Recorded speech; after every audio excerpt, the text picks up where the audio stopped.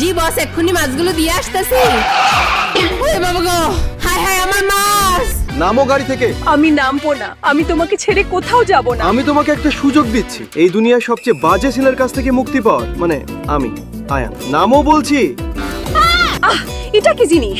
আমার উপর থেকে এটা এক্ষুনি সরাও। এই যে ভাই, গাড়িটা সরাবেন, আমার মাছগুলো মরে যেতেছে, ডেলিভারি দিতে হবে তো। আচ্ছা তুমিই চালাও।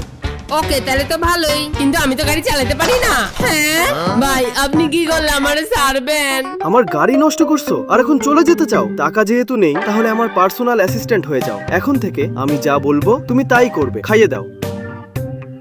গাজর তো খরগোশে খায়, এটা তুমি খাও। আরে আমিও তো গাজর খাই না। তাহলে সব খাও। আয়ান, বের হো বলছি। আজকে বের না হলে আমি এখান থেকে যাবই না। যদি ওকে সাহায্য করতে পারো, তোমার অর্ধেক ঋণ মাফ। সরে যা। আমি যার উপর নজর দিই তাকে সহজে ছাড়ি না। আয়ান ভাইয়া, এইটুকু যোগ্যতা নিয়ে আমার সাথে লাগতে আসছো?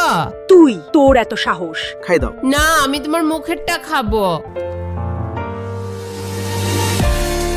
ছি, কি নির্লজ্জ তুই। যোগ্যতা না থাকলে অন্যের বয়ফ্রেন্ডকে নিয়ে টানটানি করস কেন? তুই যেভাবেই পারিস ওই মেয়েকে আয়ানের জীবন থেকে সরাইয়া দিবি।